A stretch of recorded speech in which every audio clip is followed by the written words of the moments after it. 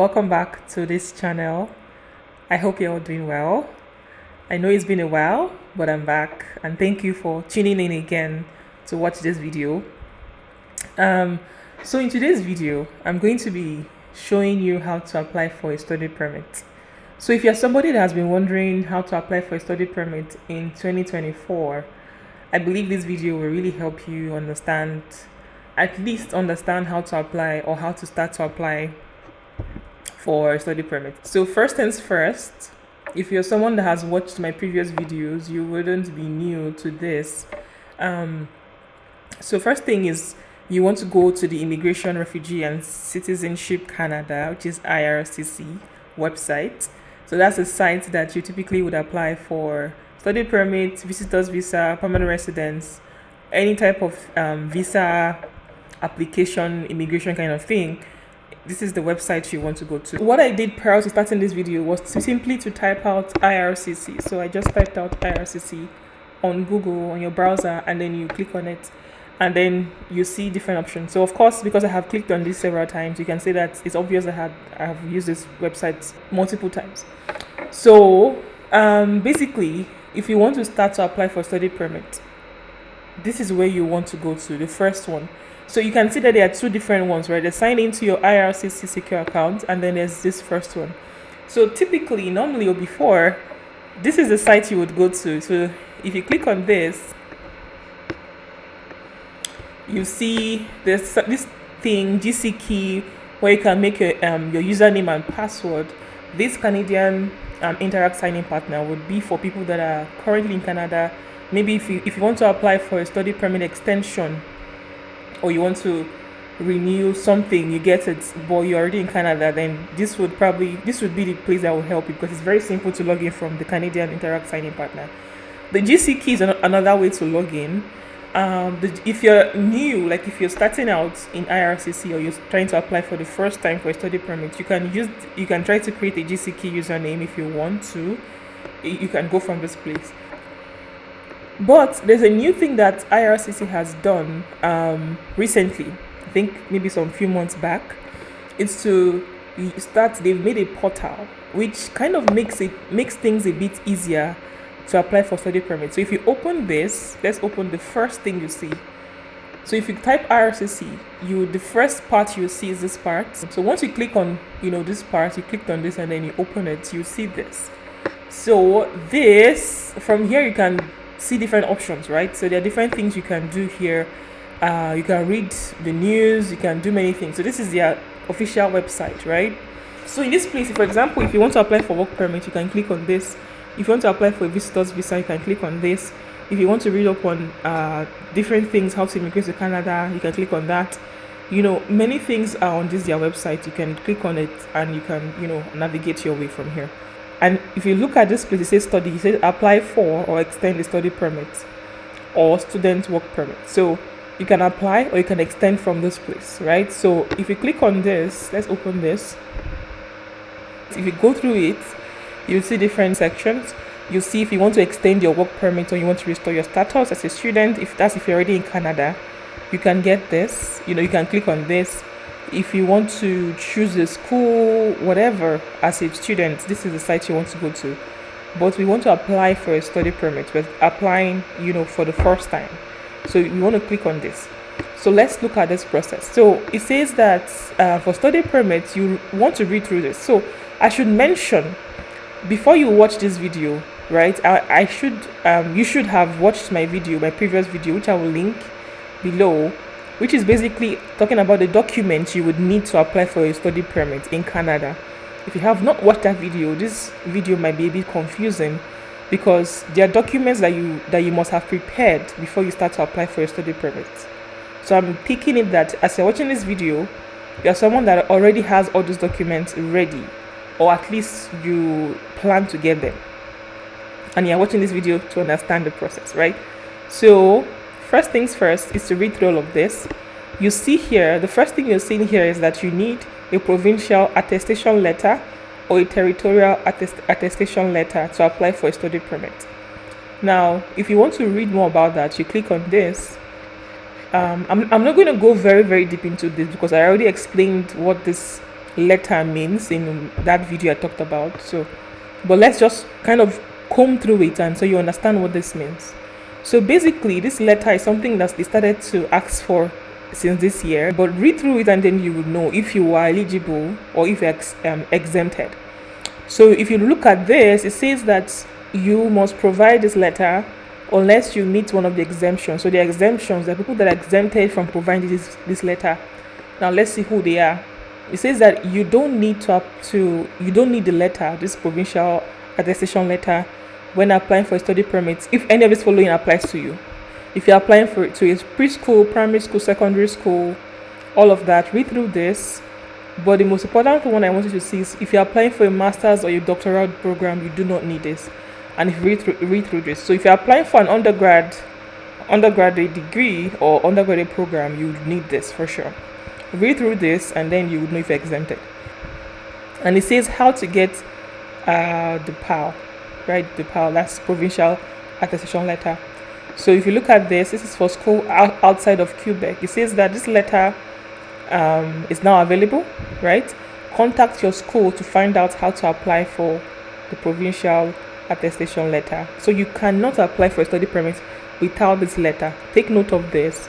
If you don't have it, don't even try to apply. I mean, you can start the process, but by the time you get there, you won't have anything to upload, right? So just take note of that you need to get this letter from your school. And how do you get it? It's just basically you need to contact your school to find out how to apply for the letter. So that's that on the provincial attestation letter. So let's go back to this process of study permit application. So you can read through all of this, open this and then you see who can apply for a study permit, all of this, read all of this before you apply because you might not be eligible, right? And then read the document again, like I mentioned. Documents you need, it explains or it highlights everything you need. And then you go to the next one, how to apply. So when you click on this, how to apply, you see all of this process. Read through this again. Like I said, get your documents ready. You apply online. So one thing that I saw that they've changed here now is that you can only apply online. Before, you can do a paper application or an online application. But now, I think you can only apply online. So it's only people that have a disability that prevents them from applying online, or people that hold an identity for non-national residents, refugee or stateless persons. I don't know who those people are, but they are the ones that will probably be able to apply through the paper application.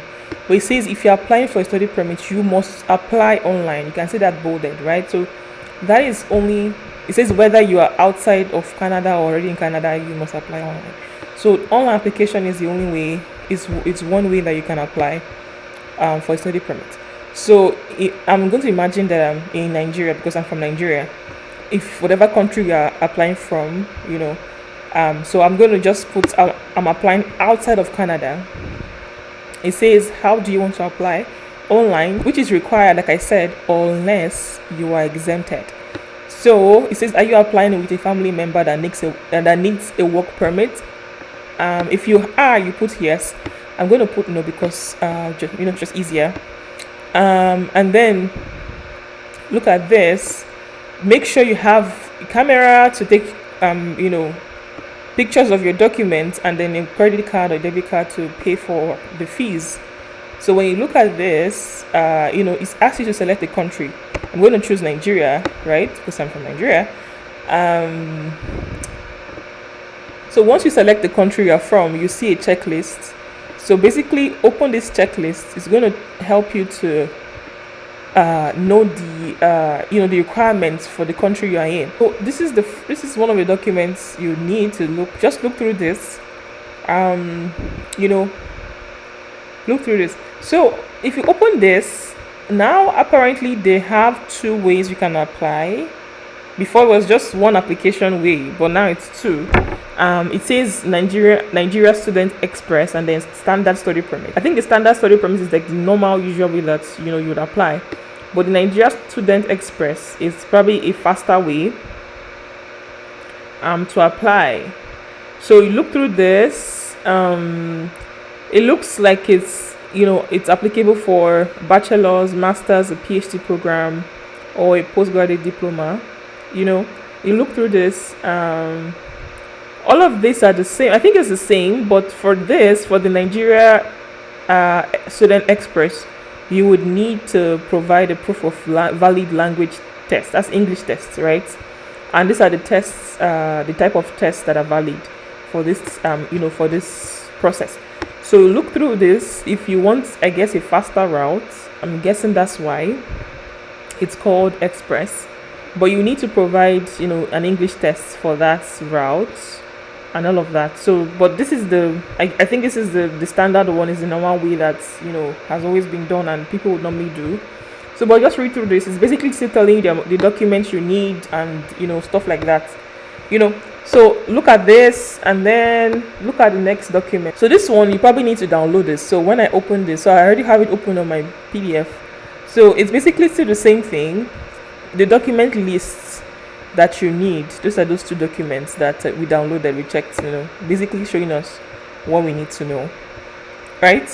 So let's go back to the first thing we're doing. It says read the instruction guide. Even if you apply online, you should read the instruction guide before you complete your application.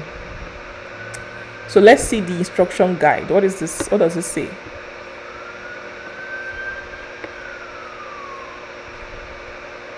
So this is the instruction guide. It says to read through this, just basically telling you, what is the study permit, how to apply, basically, which is what we've gone through, basically what we just looked through, one by one, basically explaining more in further details what you need to know before you start applying, right? So that is all of this. Read through this, please. Read through this instruction guide. Actually, read through it to understand more. I won't go through this one by one, right, because of time. And then it says, pay fees and all of that. So I'm going to just go straight into this thing.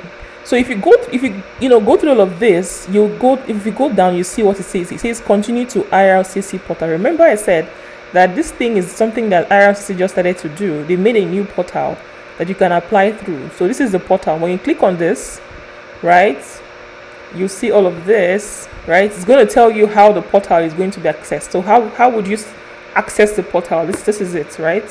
But I'm going to just go straight into it because of time. So instead of clicking to sign in to IRCC portal, if you've been on this portal before, this is where you want to go to. You want to click on this to sign in, right? But if it's your first time, if this is your first time, you want to click on get invite code, right? Because you need to get an invite code sent to your email before you can access this portal. So once you click on that, you see that it's showing you an email address, right? Basically, I'm not going to put my email address because I already did this before, right? I'm going to just put a random email address. Let's just so you're going to put your email address here, right? But I'm just trying a random email address.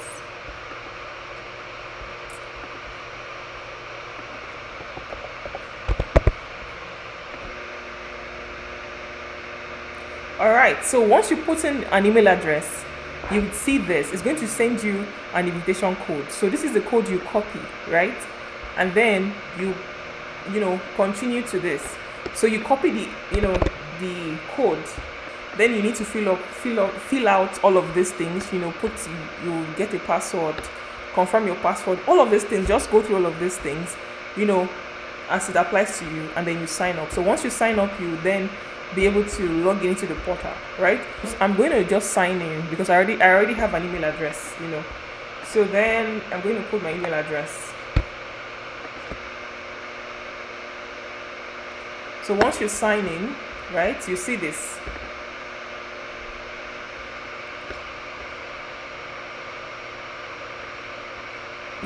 All of these things, go through this. So this is something I started yesterday, right? I started this yesterday because I wanted to go through this by myself, right? But take note, you see here, it says the amount of days left is 59 days, right? So so if you start an application, you have only 60 days to complete the application. So take note of that. So you can start an application ahead of time, and then you can try to gather up the documents and then upload when you have them, so you don't waste time. You get it? Let's pretend we are doing a new application, right? So once you've put in your password and everything, this is what you want to click on: apply to visit or to study this part. Click on that, and then it says all of this, acknowledge. So read through this carefully. I'm going to be very fast because of the time, but read through this carefully, right? So do you want to apply for more than one person? No, I'm applying for just myself, right? But if you're applying for more than one person, you click on yes, of course. And then I'm applying for a study permit.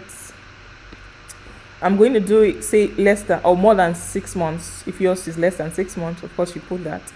And so it's saying, do you have a provincial attestation letter? If you're applying for an undergraduate program, you click on yes because you need it. But I'm going to imagine I'm applying for a master's or a PhD or something. So do you qualify for an exemption? Once I clicked on no, it asks me. So I'm going to say yes, I qualify. So it's going to ask you all of this. You pick whatever it is that applies to you, right? So tell us more. I'm going to say study for a PhD program from 2024 to 2028. I'm just writing a random thing, right? And then so it's asking you, when will you enter Canada? So I'm going to just put a random date. So I'm going to say I'm entering this year, December. Say December 31st. I'm going to leave. It's going to ask you, of course, you put a date that you envision to leave, even though you might not be planning to leave, but they would want to know when you plan to leave. That's when you're finishing your program. So UCI number, if you have one, you put in. I'm going to just leave that. It's optional, right? So then it's telling you that since you selected to apply for a study permit for more than 6 months, this is what you would need to complete the application. But look at this, it is not a visa. Again, I've said in my previous videos, a study permit is not a visa. The study permit will not allow you to enter Canada. Once you're done with the study permit, you need to apply for a visa. The visa is what you would use, or what will allow you to enter into Canada, but that's a different application. But this one is the first thing you need to do. You need to apply for the study permit first. So basically, again, it's telling you all of the things, information you would need to enter, once you continue the application. So are you applying on behalf of somebody else? No. So I'm going to go through this very quickly, because I've done this before, but for you need to slow down and give them and read it and then give the correct information, right? So I'm going to just put my name. I'm going to put a random date of birth. This is not my date of birth, by the way. So this is a random date of birth. Let me just put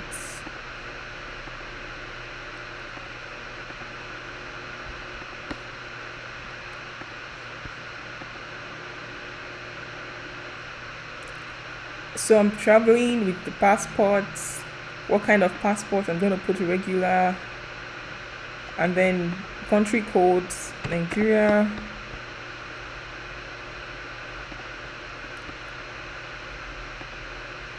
Nationality on the passports, Nigeria as well.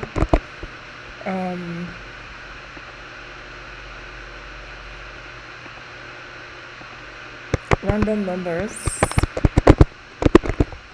because of time.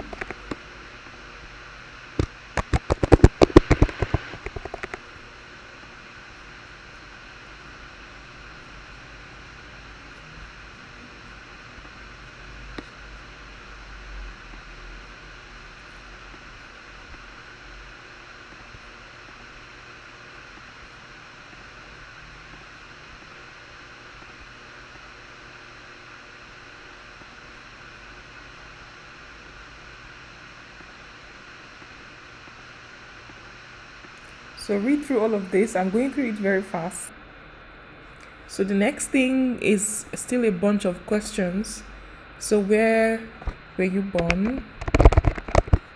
You click the country you're born, the city, you write that. Are you a citizen of more than one country? No. So which country are you a citizen of?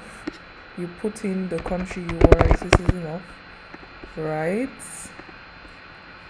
So this is it. So it says I'm a citizen of this country or territory since birth. I remember I put an arbitrary date of birth. That's why this date appears. So when you click on that, the date of birth you put in will appear.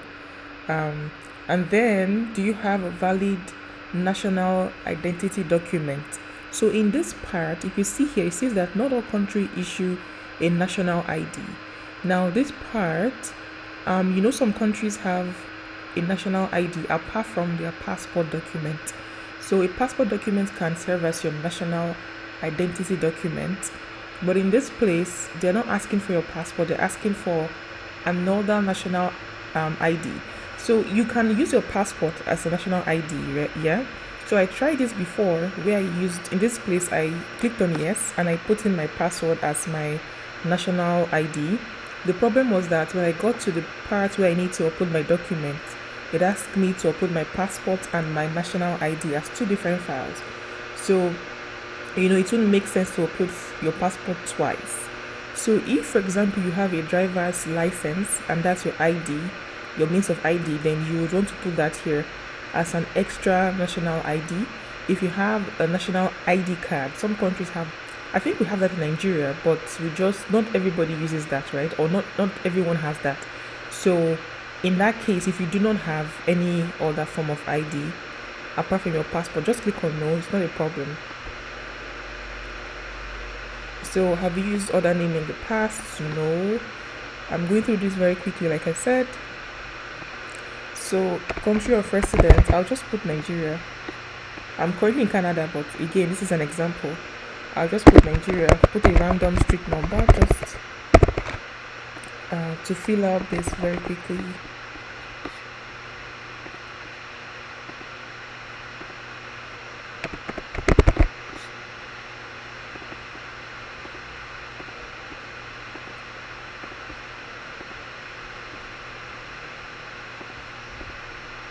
So still your date of birth. It's just asking you if you've been in other countries. I haven't been. I'm gonna just use that as an example, right? I'm just basically saying that I've been in Nigeria all my life, right? And then go to the next one. So now it's asking for your biometrics. So if you've applied for something before, maybe a visitor's visa, a work permit, or whatever before, you will probably have biometrics on their system, because that's valid for 10 years. But if you've never done any of this before, you click on no, and then you would pay some fees for that at the end. So after that, you have more details. So it's asking for the type of study permit. There's open study permits, and then this is the typical one, the one that has to do with letter of acceptance from university. I'm not sure what an open study permit is. I think you can get that and apply for, I don't know, I guess apply to any school when you come here, I don't know. But this is the one that will typically be the one that you choose. It means that you already have an admission letter from the school already. And then it's going to ask you a bunch of questions. None of this applies to me. If it applies to you, pick it, read it, and make sure none of these things apply to you. I'm going to just click on master's degree as my level of study. If you haven't done master's, you choose whatever thing you have, right? DLI number, I'm going to just pick, let me just copy the example they have here. Make sure you look for the DLI number for your school. Don't just randomly pick any number or use the one they have here. Just make a Google search of that school and get the DLI number. Name of school, I'm going to just use the name of my university. Country is already there. And then, so for me, I already know the address of my school. You would check for the address of the school, of course. Once you get your admission, you of course know the address of the school, and then you put that here. And they already have many addresses, so it's probably good. It's probably going to be there already. And then it's already, it's automatically filled out for you. You choose your field of study. Do you have a student ID? I'm going to just click on no. If you have, you click on yes and you put it. So this is very important. So this is talking about the education cost. So this will kind of, talk about a bit of your proof of fund, basically, right? So this is very important. So imagine you're paying $10,000 every year, and I'm studying for 4 years. I'm going to just put 40K. So this is asking for the tuition fee in Canadian dollars for the duration of your entire program, right? If you're doing a 2-year program, you add that up and you put that there. So I'm just imagining that I'm doing a 4-year program, and my tuition fee for each year is $10,000. This is an estimate, and it's an imagination. This is not the real price. I'm just saying. Room and board would be for your housing, your books, and stuff like that. Like it says, amount of food, lodging, and stuff like that. So I'm going to just estimate it as 5K per year times 4 is 20K. But it's probably going to be more than, I don't know. It's an estimate I'm just giving, right? And then other would be like your miscellaneous. If you have any other thing you need to buy, you put that here. I'm going to leave that empty. Your funds available to stay in Canada, I'll just put $80,000. Just an estimate. See who will pay for your expense in Canada. I'm going to put myself or my parents, because basically, yes, you might have funding, your parents might be paying for you, but you will still be the one to pay for your expense in Canada. It's not somebody else, if that makes sense. Are you receiving financial support for your studies? I'm going to click on yes. If you don't have any financial support, you click on no. So I'm going to just click on this, and I'm going to click on scholarship. There are many different types of scholarship that you can click on if you are, if it applies to you. I'm going to click on scholarship or bursary. I'm just imagining I have a scholarship, and imagine I'm being paid $20,000 per year over 4 years. That's $80,000. But because of that, I'm going to just change this to 100K. So why? Because I don't want it to be that this is the only money from the scholarship I'm using to survive. You get it? So it just means that I have additional money to top up my funding in case I need to, in case something happens to the funding, in case it doesn't come as it's supposed to. You get it? So basically you're not stranded. So your total amount is 60K, estimated, and you have 100K. That means you can at least fend for yourself. This is an estimated amount, but just try to make sure it doesn't seem like you're poor, right? Because you're poor for fun. And again, this amount that you're writing here should tally with the proof of fund you show at the end. You submit a proof of fund, like I said, and then this amount should make sense. And also in your letter of explanation, it should also make sense there. The amount you're writing, you can't just write here that you have $10,000 or $100,000, and then your proof of fund is less than that, or your scholarship is not showing. Do you get what I'm saying? It just should make sense to what you're writing in your proof of fund and your letter of explanation. Okay. So do you want to participate in a work permit, co-op program, work permit thing? No. So basically you put in your educational background. I'm going to just put in just random stuff.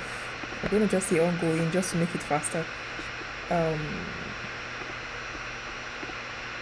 Just random stuff, right, to make it fast.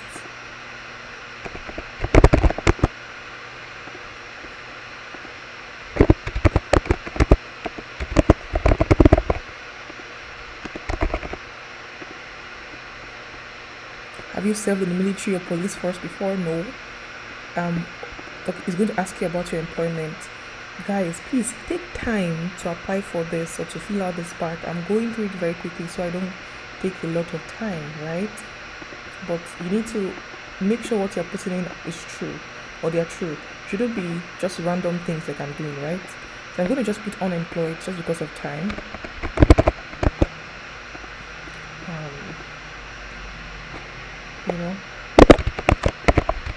I'm going to put my arbitrary address that I've used before, and then okay, there's a mistake somewhere. I think it's here. I think you have to. I'm going to put the date of birth I used, because if I put unemployed, so you get it. So basically I haven't worked. That's what it's trying to say. Okay, so during the past 5 years, have you traveled to any country? I'm going to just say no. If you have, you put yes. Travel history. Have you ever stayed in Canada beyond the validity of your status? No. Have you ever been refused a visa or permit? No. If you have, then you click on yes. I'm going to click on no, of course. I'm going to ask you about your criminal record. So I'm going to click on no for all of this.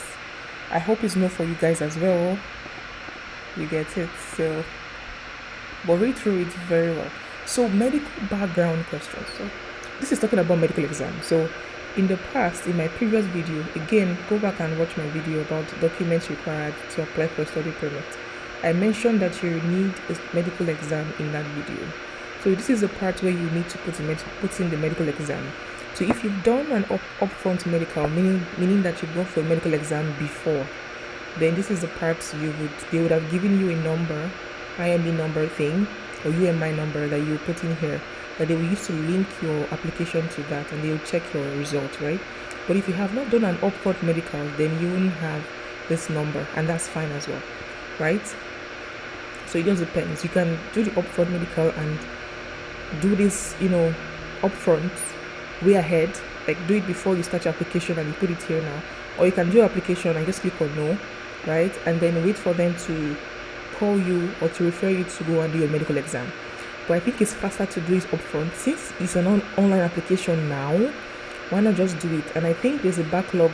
I think it takes 4 weeks or something for the result to be out in Nigeria. I'm not sure, but just do it. If you can, do it ahead of time, because I think it lasts for 12 months, I think. So why not just do it and then submit your application, so it's faster, so they don't have to call you again and then send you again and all of that, So I'm going to just click on no because of I don't have, I didn't do it. So it's asking you some medical background questions. If it's yes for you, then you click on yes. I hope it's not yes for anybody. All of this. Again, go through this very carefully. Very carefully. You have time. You don't need to rush like I'm doing, right? So here it's asking you about parents, I guess. So tell us about your parents, right? So you would write your parents' name, what they do, mother, father, the year they were born, occupation, their country of birth, all of these things, right? Just to basically know more about you, right? This is very right. So I'm going to just choose. I don't know who my parents are. Of course, I know my parents. This is an example, and just to make things fast, I'm going to just choose this one. You get it. For you, please don't choose that. If you have, of course, you have parents, right? Don't choose that. Okay. So talking about your language.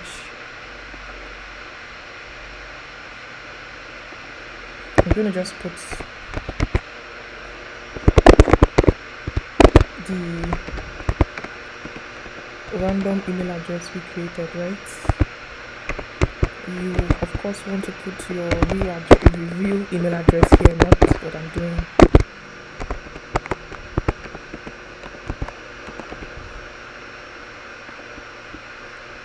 Okay.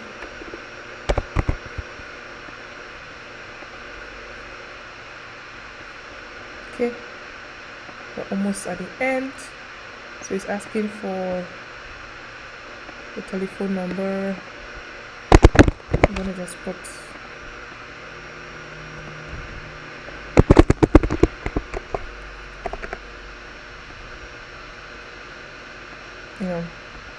a random number again, like I said.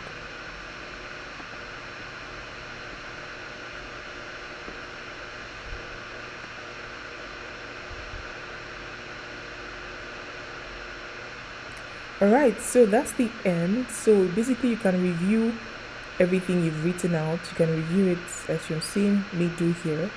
As you can please review it. I'm not going to review it because I don't have time and I don't need to. So for you need to review it. You can go into each of them and see what you did, what you selected. In case you made any mistake, you can always change and edit it in this part. Take your time and go through it individually and make sure what you feel, what you put down is correct or are correct. And make sure you're not forging or doing anything illegal or fraudulent. Just make sure everything you put there are correct, because you have a way to check those things, right?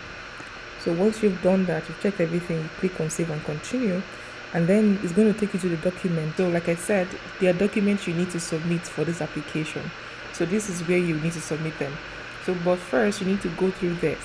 So the important thing you need to look at first is the size limit per file. It's 2 megabytes. So meaning that you can only submit one file, as the limit for one file you can submit is 2 megabytes. You can't go past that. So, and then you can only submit the file in this format: the TIFF, JPEG, PNG, Word document, and PDF. Anything other than this, they wouldn't accept it. So it said if your file is bigger than 2 MB, or you need to provide multiple files in one upload field, you need to reduce the file size and compress it. So you need to go to the site to see how to do that. But any simple Google search, YouTube videos are there to explain how to reduce file size, compress it and make it smaller, and how to merge multiple files into one. So just browse that. So for the document, what document do you need? So you need, first of all, letter of acceptance. So like I said, watch my video again to know the documents you need. So letter of acceptance basically is an admission letter from the school showing that you've been admitted, right? And this should contain an official letterhead of the university, the exact amount of fees you need to pay, the time you'll be starting and finishing the program, and the date you need to register for your courses. That means the date you need to start the program. So those things should be in the letter that you submit to the that you would add to this part.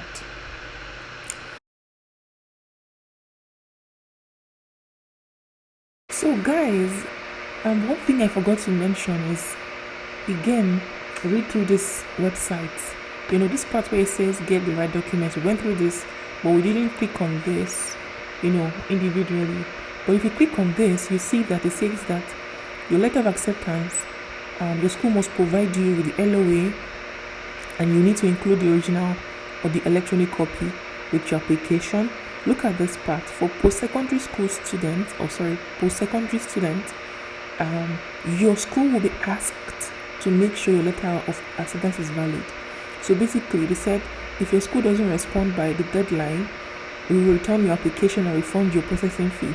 So you need to confirm with your school that they will validate your LOA before you resubmit your application. IRCC will contact the school to kind of ask them if that LOA you're submitting is valid. So you need to contact your school and make sure they respond by the deadline given to them. It says make sure you only attach your LOA in the LOA specific space when you're uploading your document for your online application. If you apply other documents in this space, you are giving your consent to disclose this additional document to your school. All other required documents should be attached in the corresponding spaces in your online application. So in the LOA part, you need to attach only the LOA the school gave you. Do not attach any other thing, because IRCC would, send the LOA to the school to confirm if it's valid. That's what they're saying. And this is for conditional acceptance. So in some cases, they give students conditional acceptance until they meet the requirements. Conditional acceptance, if you can avoid it, just do that. Just make sure you don't have any condition on your admission letter, or they'll give you kind of like temporary half study permits, and then you need to extend. So it says exceptions is only if you're a family member of somebody who has a study permit or work permit that has been approved in writing before you come to Canada. Then you don't need a letter of acceptance. Basically, if you are the spouse of someone who has a study permit or work permit, then you don't need an LOA, right? But please read through this. Again, contact your school for, first of all, the provincial attestation letter and the letter of acceptance validation.